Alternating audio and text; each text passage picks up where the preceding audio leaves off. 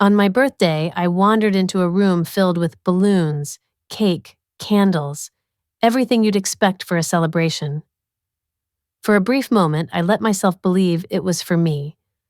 My family had forgotten my birthday for 3 years running, so seeing all this made me think maybe just this once they remembered. But then I saw the banner. In huge, glittery letters, it shouted, "Congratulations, Amanda." Right then, reality hit me like a ton of bricks. It was my sister's graduation party, not mine, so I slipped out quietly and did what I had to do. 2 weeks later, Amanda called me from the police station, crying. I should have known not to get my hopes up. But for that one perfect, foolish moment, I lived in a fantasy where my family actually cared. I saw the lights, the guests, the decorations. People turned and clapped when I walked in, which felt surreal, like a scene from a movie. Those few seconds were bliss, thinking I was the center of attention. But then I saw Amanda's name on the banner, and just like that, I was yanked back to reality. Amanda made her grand entrance, strutting into the room as if it were her wedding day, already snapping selfies. The applause doubled when she showed up, and she was basking in it, pretending to be overwhelmed with emotion. But Amanda doesn't cry unless there's something in it for her. I stood on the sidelines, clutching the gift bag I'd brought for my dad to give me on their behalf, knowing they wouldn't have thought of it. I was used to being overlooked, but this was a new low. I found my mom in the kitchen and asked her calmly if they realized they'd planned this on my birthday. Her face went from confusion to guilt, then annoyance. She said they thought they'd celebrate both occasions together because I didn't like a lot of attention anyway. My dad chimed in from the couch, trying to be helpful, saying they'd ordered my favorite cake, as if that made up for everything. But the cake was decorated with Amanda's face, a graduation cap, and her name in gold frosting. It wasn't for me. Amanda finally noticed me, offering an air kiss and saying I hadn't told her I'd be there, as if I'd just shown up uninvited. She casually mentioned they'd used my credit card for the cake because it was easier. That's when the facade cracked. I checked my banking app, and there it was, a $900 catering charge, a $500 venue deposit, and a $200 floral order, all for Amanda's big day. I felt shame creeping up my neck, not anger, just deep shame, the kind that sits in your throat and chokes you. I didn't cause a scene. I just turned and walked out. Someone might have asked where I was going, and Amanda probably said something about me being dramatic, but I didn't care. I was done. They thought I'd sulk and get over it, but instead I filed a police report. And 2 weeks later, Amanda was calling me in tears from the police station. The first time I realized Amanda could get away with anything, she was 6, and I was 8. She'd stolen $20 from Mom's purse, and when I found it in her Barbie dream house and told our parents, she burst into tears, accused me of making her do it, and I got grounded for 2 weeks. Amanda, meanwhile, got ice cream because she was so distressed. That was the beginning, the first time I understood how skewed the scoreboard was in our household. When I think back on those years, I realize just how much I lived in the shadow of my sister Amanda. It wasn't something that happened overnight, but rather a slow, creeping realization that I was the supporting cast in the drama that was her life. Amanda was the star, the one everyone adored, and I was just there, kind of expected to play my part without fuss. I told myself that as we grew older, things would balance out. Maybe people would see her for who she really was, beyond the perfect facade she showed the world. But that never happened. If anything, Amanda honed her act to perfection. She was the perfect daughter, the one with the dazzling smile and the flawless apologies that never seemed to lead to any real consequences. Our parents ate it up, clapping at every performance like she was on stage. And in a way, she was. Her life was one long act, and the rest of us were just her audience.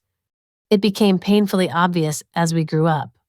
Where I was told to aim higher if I got a B+ on a test, Amanda's C- was met with understanding. She's doing her best, they'd say. She's under a lot of pressure.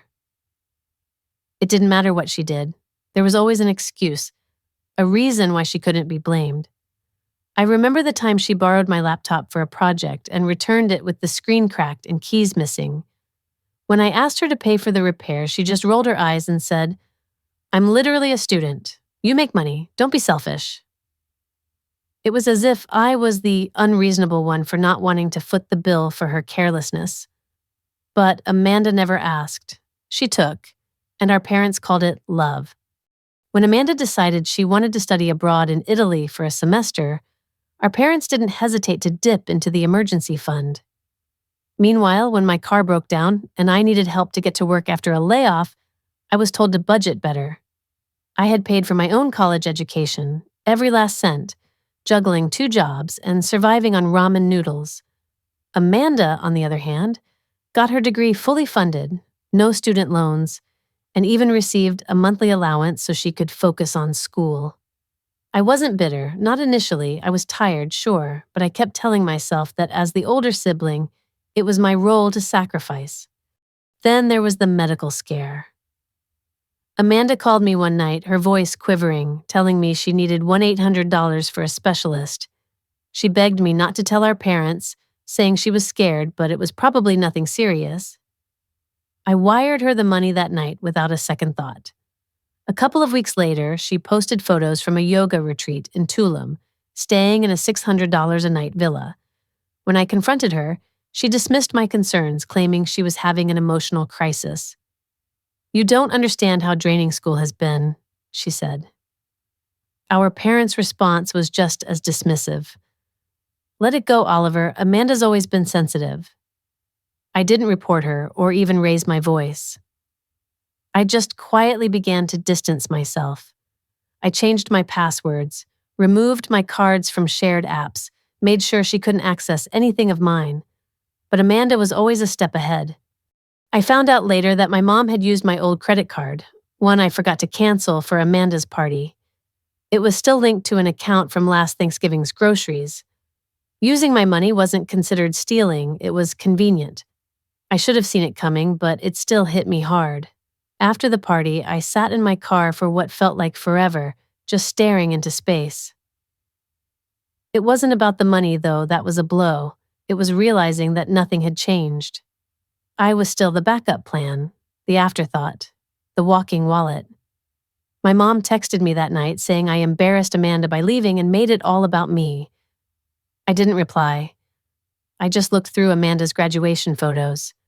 There she was, smiling by the cake I paid for, holding a sign that said, "Class of 2025. No mention of me, no acknowledgement."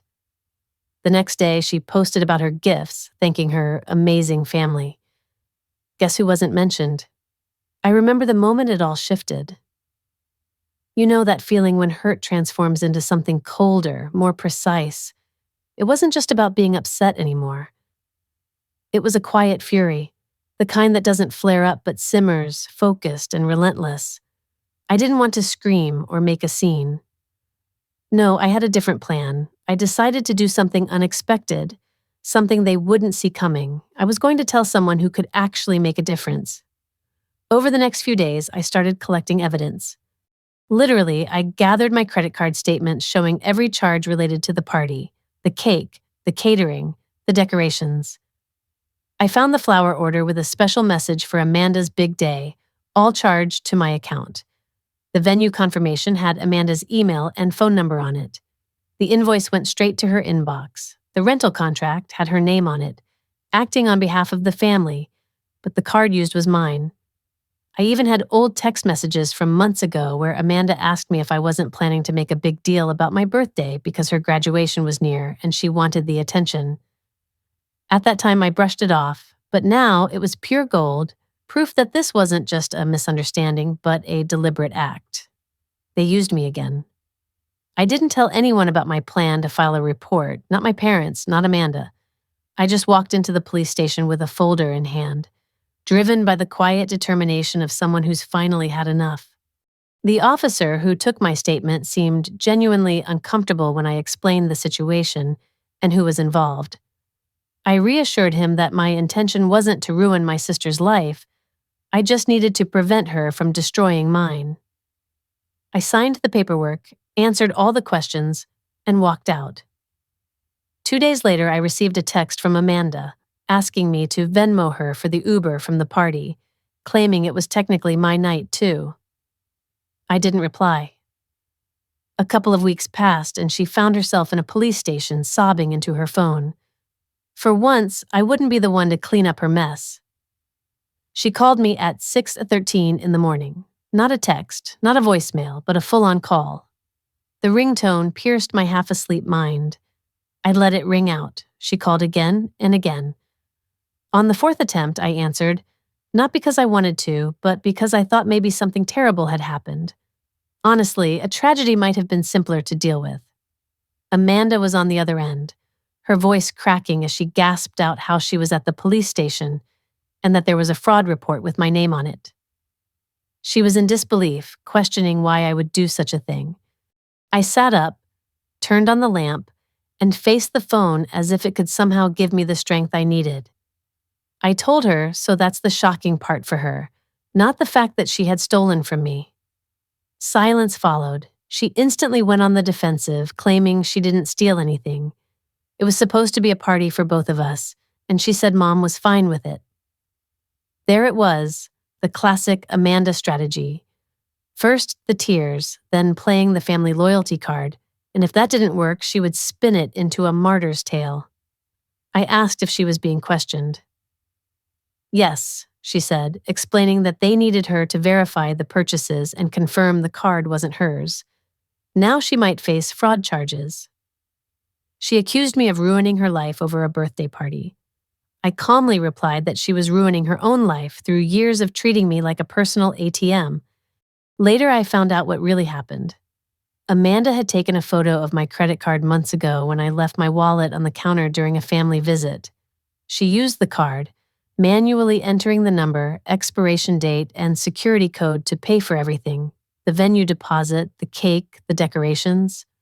When the officer asked how she obtained the card details, she claimed she thought I wouldn't mind since it was for both of us. She admitted she never asked, never informed me, never even hinted at her plans. I remember that day so vividly. It felt like a turning point in my life, though I didn't realize it at first. Amanda had somehow managed to get herself into trouble yet again, and I found myself at the center of it all. I was sitting in a small, sterile office, the kind that makes you feel smaller than you are. The officer was asking questions, trying to piece together the story. "Did he give you permission?" he asked. Amanda, with that look she always had when she was cornered, blinked and said, "Well, he didn't say no." I couldn't believe it. That was her logic. That was what I had been dealing with for years. By the afternoon, my phone was buzzing nonstop. Text messages were coming in like rapid fire.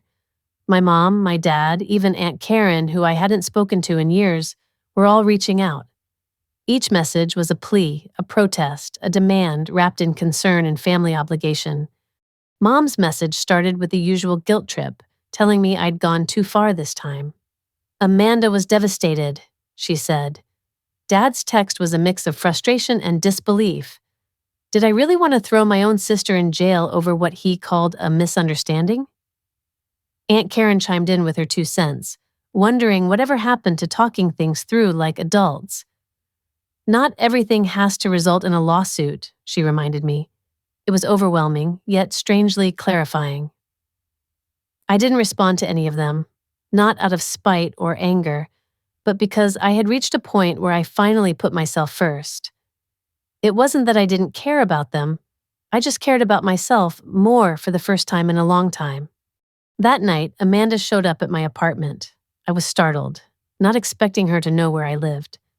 To this day, I'm not sure how she got into the building. She probably used one of her usual tactics, manipulating a neighbor, maybe threatening a delivery guy, or just crying at the buzzer until someone let her in. I opened the door just enough to see her face, red and tear-streaked, but not with remorse. It was the face of someone who still saw herself as the victim. She said she wasn't there to fight, just to ask me to drop the report. Her voice was pleading, talking about how it could affect her future, her job opportunities, travel plans, everything. I listened, But what I heard was a lifetime of her never being told no, and still not understanding what it meant to face consequences. I reminded her of the lies, the way she pretended to need money for medical treatment, how she took my credit card and spent it like it was her own, even throwing herself a party on my birthday, as if I was the inconvenience. Now she wanted me to fix it all. Her whisper was desperate, saying she didn't know it would go this far. That was the problem, I told her. It never went far for her because people like me always let it slide. The tears came again, predictable as ever. She accused me of punishing her, of being jealous. That accusation actually made me laugh, a genuine, bitter laugh, jealous of Amanda. I told her, sure, I've always dreamed of being the sibling who manipulates her way through life, leaving a path of messed up credit scores. Her demeanor shifted in an instant. The tears stopped, her eyes narrowed, and her voice turned sharp. She accused me of thinking I was so perfect, calling me bitter and pathetic, saying I thought being right made me better than everyone else. I didn't argue. I simply told her that it meant I wasn't going to pay for a crime I didn't commit. I closed the door on her mid-sentence. I didn't slam it, didn't yell, just quietly closed it because I was done being her audience. I was done being a part of Amanda's one-woman drama. In the days that followed, things got worse.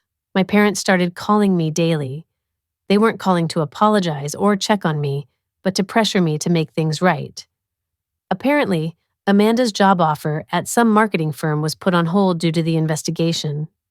A background check flagged the police report, and instead of dealing with the consequences, Amanda had a complete meltdown. My mom's voice was accusing, asking me if I was happy now that Amanda's future was ruined. But I wasn't trying to ruin her future. I was trying to protect my own. It was as if they couldn't hear me, or maybe they just didn't want to. A few days later, my dad left me a voicemail. His tone was calm, almost gentle. He acknowledged that I might have felt underappreciated, said he understood, but insisted that this wasn't the way to handle things. This was family, he said, and sometimes family means doing things we don't like. That's just how it is. I played the message twice. The first time, I listened to what he said. The second time, I listened for what he didn't say. Not once did he acknowledge Amanda's actions. There was no apology, no recognition of what she'd done, just a gentle urging to let it go, to bend once more, to keep the peace. And for the first time, I understood something fundamental. Keeping the peace was not the same as keeping myself whole. You know, sitting here and opening up to this camera is not something I ever thought I'd do. But I guess when you've been through enough, you start to see the value in just letting it all out. So here goes nothing. It was a message from Amanda that did it. Simple, really. No emojis, no passive-aggressive laughter, just a straight-up, "You win. I hope you're proud of yourself." And I sat there, staring at it, feeling, well, nothing like what you might expect. I wasn't proud. I wasn't doing a victory dance. I wasn't even relieved. I was just tired. Tired of carrying a guilt that wasn't mine to bear. Tired of paying the price for mistakes that were never mine to begin with. Tired of being the quiet one, the dependable one, while Amanda basked in praise for doing the bare minimum. They'd pushed me out, time and time again. Every celebration, every moment where I should have had a place, they found a way to make me feel like I didn't belong. And now, with Amanda's text, I thought maybe we'd reached the end. I thought maybe the storm had finally passed, that maybe they'd just let me be. But I was wrong, because if there's one thing I've learned, it's that Amanda is never more dangerous than when she's cornered. A few days passed, and I was trying to settle back into my routine when my mom showed up at my office. No call, no warning, just walked in like she had every right to be there and demanded to see me. When I came down, she looked at me like I'd betrayed some sacred family code. "I raised you better than this," she said, skipping any kind of greeting. Straight to the point, straight to the guilt trip. We stepped outside, her heels clicking on the pavement like a metronome of judgment. You've humiliated your sister, she said. She might not get the job now. Do you understand what this means? Her whole career could be ruined. I couldn't help myself. Yeah, that's usually what happens when you commit fraud. Her face twisted, not with shame, but with anger. You're doing this out of spite over one party. We raised you, Oliver. We paid for your school clothes, your sports, your food. Right, I thought, and in return, I gave you a down payment on your house and covered your utilities for 2 years. But sure, let's talk about that one time in 5th grade when you bought me sneakers. She actually had the nerve to say, that was your choice. We never asked you to help. No, they never asked. They just assumed. Assumed I'd pick up the slack when Amanda overspent. Assumed I'd cover the bills when Dad forgot. Assumed I'd be grateful for scraps while Amanda was handed everything, even my birthdays. I'm not dropping the report, I said. And if Amanda's smart, she'll take the deal the officer offered her and move on. My mom glared at me, arms crossed, heels still clacking. You're not just punishing Amanda, you're punishing this family. And I just shrugged. Maybe this family should have stopped treating me like an outsider with a checkbook. I turned and walked back into the building, leaving her standing there, fuming. A couple of days later, Amanda decided to escalate things. She took to social media, posting this long, vague diatribe about family betrayal, about how some people will stab you in the back just to feel taller. She didn't mention my name, but she tagged everyone in our extended family. Every cousin, every aunt, even grandma.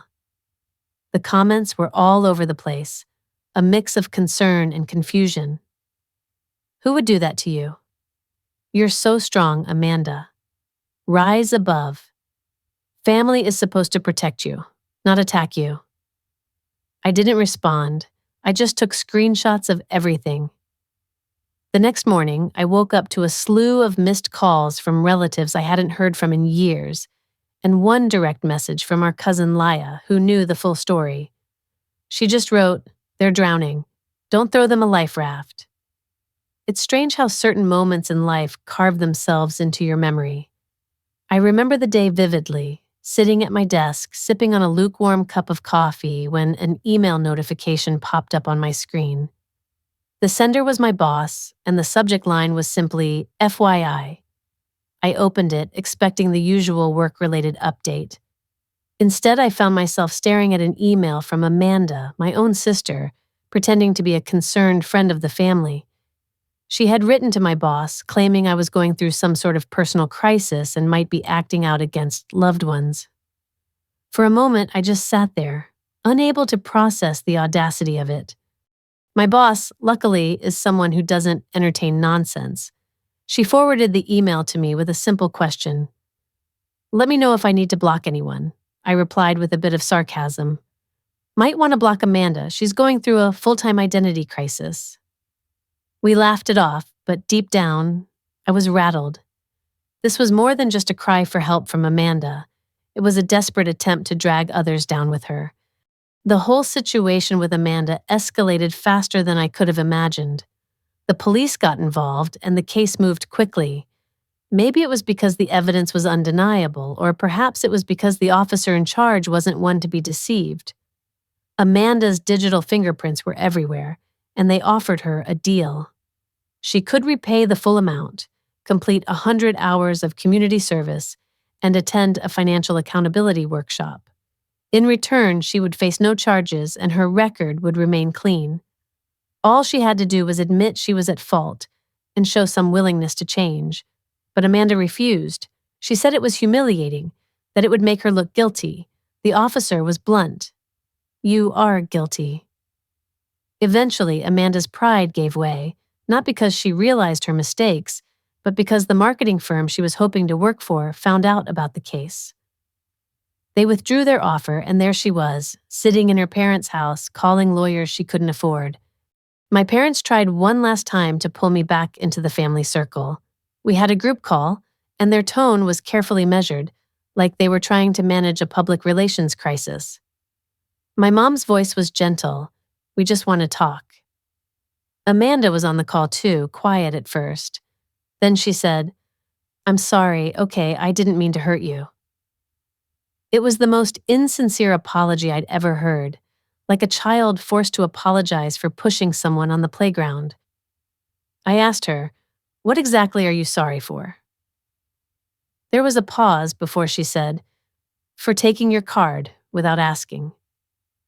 That wasn't the truth. I told her, "You stole from me." Silence followed. My dad eventually broke it with a cold, "You've made your point. So what now? You gonna disown us? Is that what this is?"